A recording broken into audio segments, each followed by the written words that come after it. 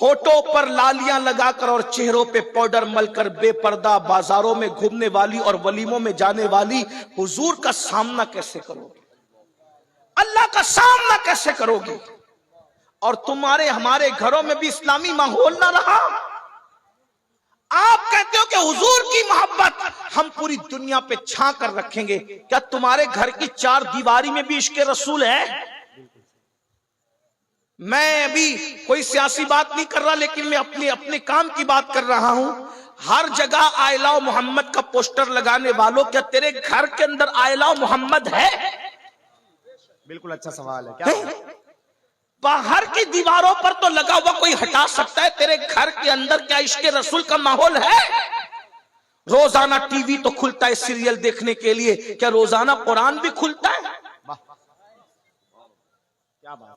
अगर हमारे घर में इश्क रसूल का माहौल होता तो हमारे घर में नंगी पिक्चरें नहीं देखी जाती, हमारे घर में रोजाना कुरान खुलता। कुरान तो खोलते नहीं कभी। किस मुंह से कहते हो कि हम नबी से इश्क करते?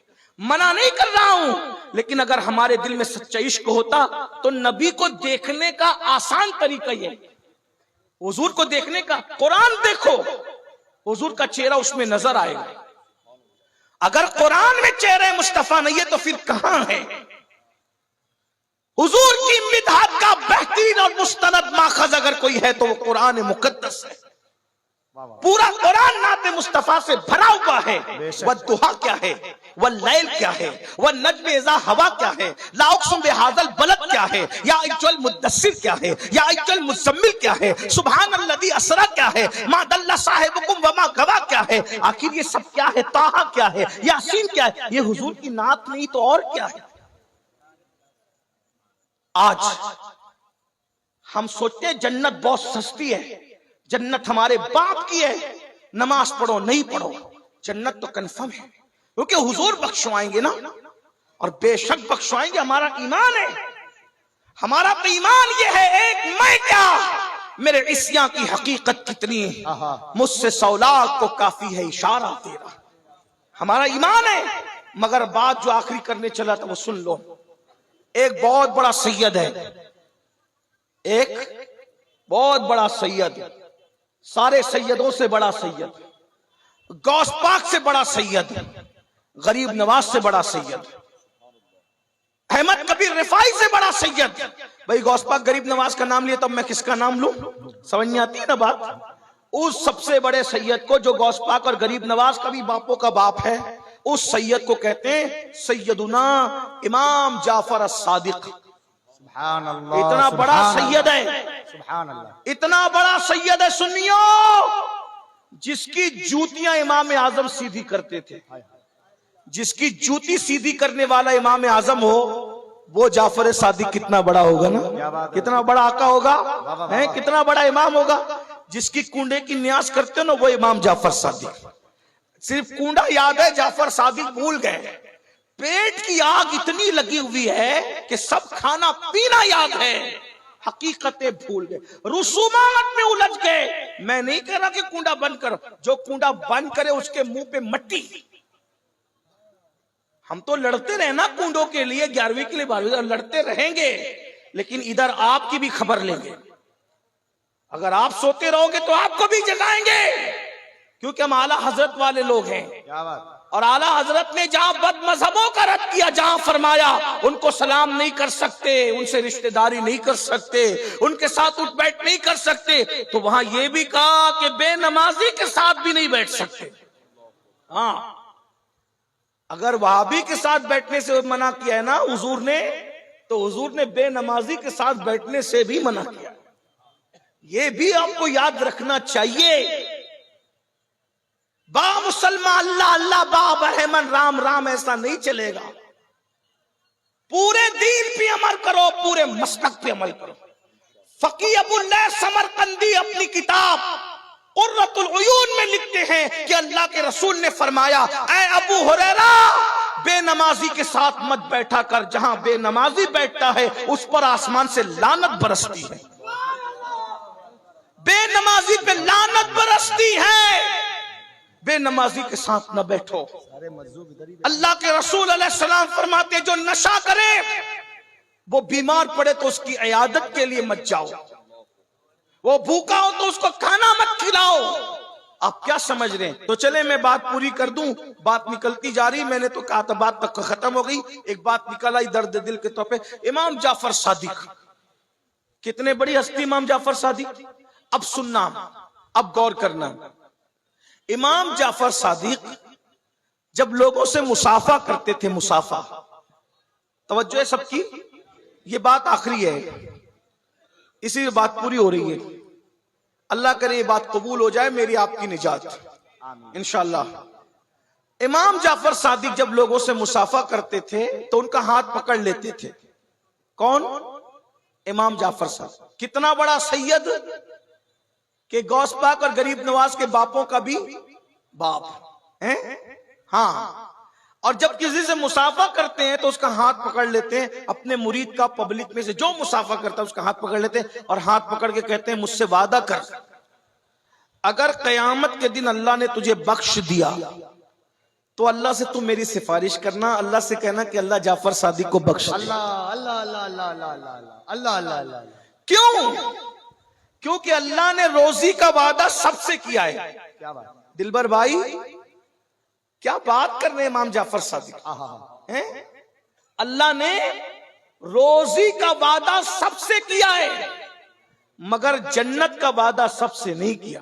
اللہ اللہ، روزی سب کو دے گا مگر جنت سب کو دے گا یہ وعدہ نہیں، کیا بڑی بات ہے۔ حتیٰ کہ نبی کے بیٹے سے بھی وعدہ نہیں کیا اللہ کہ میں اللہ تجھے بھی جنت دوں گا۔ بس اتنی بات ہے، اگر نبی کا بیٹا اللہ کو راضی کر سکا تو جنت میں، اور نبی کا بیٹا اللہ کو راضی نہ کر سکا تو نبی کا بیٹا بھی جہنم میں نوح علیہ السلام کے بیٹے کی شکل میں۔ میرے بھائیوں کیا بات، میں تم کو کس بڑی بات۔ منہ سے سمجھاؤں؟ اللہ اللہ اللہ، جب وہ اللہ نبی کے بیٹے کو جہنم میں ڈال سکتا ہے، میری بہنوں میں تم کو کس منہ سے سمجھاؤں؟ اگر نبی کی بیوی خدا کو راضی کرنے میں ناکام رہی تو نبی کی بیوی کو بھی اللہ جہنم میں ڈالے گا، لوط علیہ السلام کی بیوی کی شکل میں۔ ہم کون ہیں بھائی؟ فجر میں سوتے پڑے رہنے والوں، سود کے دھندے کرنے والوں، عورتوں کو باپ کی نظر سے دیکھنے والوں، نبی کا بیٹا خدا کو راضی کرنے میں ناکام ہے تو نوح علیہ السلام کا بیٹا جہنم میں جا رہا ہے۔ اور اگر کتا اپنی ادا سے خدا کو راضی کر لے تو کتے کو بھی جنت میں داخل کیا جا رہا ہے، اصحاب کہف کے کتے کی شکل میں۔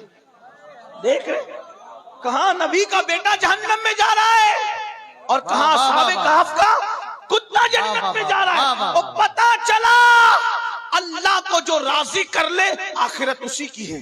امام جعفر صادق کو یہی بات تڑپا رہی ہے، حالانکہ قیامت کے دن کسی کا نسب کام آئے نہ آئے، ہمارے نبی کا نسب کام آئے گا۔ کیا بات ہے، بے شک بے شک بے شک۔ یہ اور لوگوں کے نسب کی بات ہے، لیکن خاتم النبیین کا نسب یہ ہے، کلا نسب و سبب ينقطع الا نسب و سبب۔ آقا فرماتے ہر نسب ختم ہو جائے گا لیکن محمد الرسول اللہ کا نسب قیامت کے دن کام آئے گا۔ حضور کے نسب پر کوئی انگلی نہ اٹھانا، لیکن بات تو بات ہے نا۔ امام جعفر صادق، امام اعظم کے بھی امام جعفر صادق لوگوں کا ہاتھ پکڑ کے کہتے ہیں کیا کہ اللہ نے مغفرت کا وعدہ سب کے ساتھ نہیں کیا، روزی کا وعدہ سب کو روزی دے گا، مومن کو بھی دے گا، کافر کو بھی دے گا، وفادار کو بھی دے گا، غدار، لیکن جنت کا وعدہ سب کسی کے ساتھ، چند لوگ ہیں خوش نصیب جن کے نام لے کے جنت کی بشارتیں دے دی گئی، ان کے ساتھ وعدہ ہے، باقی اور ایک بات یاد آئی اس میں ایڈ کر دوں 1 منٹ میں، جن کو رسول اللہ نے جنت کا وعدہ دیا وہ لوگ بھی روتے تھے۔ حضرت عمر، ان کو حضور نے وعدہ دیا کہ تو جنت میں جائے گا، حضور نے کہا ابو بکر فی الجنہ، عمر فی الجنہ، عثمان فی الجنہ، علی فی الجنہ، سعد فی الجنہ، سعید فی الجنہ، ابو عبیدہ فی الجنہ، عبد الرحمن ابن عوف فی الجنہ، سعید فی الجنہ۔ 10 لوگوں کو جنت کی بشارت دی، پھر اس کے بعد اور لوگوں کو، امام حسن کا جنتی جوانوں کا سردار، امام حسین کا جنتی جوانوں کا سردار، سیدہ فاطمہ کا جنتی عورتوں کی سردار، ایسے کچھ لوگ ہیں، ایک بڑی فہرست بن جاتی اس میں۔ لیکن حضرت عمر پھر بھی روتے تھے، اتنا روتے تھے کہ رونے کا نشان چہرے پہ پڑ گیا تھا، روتے روتے لوگ کہتے تھے حضور نے تو آپ کو جنت کی بشارت دی۔ فکر دیکھو، اہل منبر کی بھی توجہ، فکر دیکھو، فکر دیکھو۔ لوگوں نے کہا عمر اب روتے کیوں جب نبی نے تمہیں جنتی کہہ دیا تھا، تم تو جنتی ہو۔ اب کیا کہتے بتائیں، جنتی کہاں ہے نا، لیکن یہ تھوڑی کہا ہے کہ ڈائریکٹ جنت میں جاؤ گے.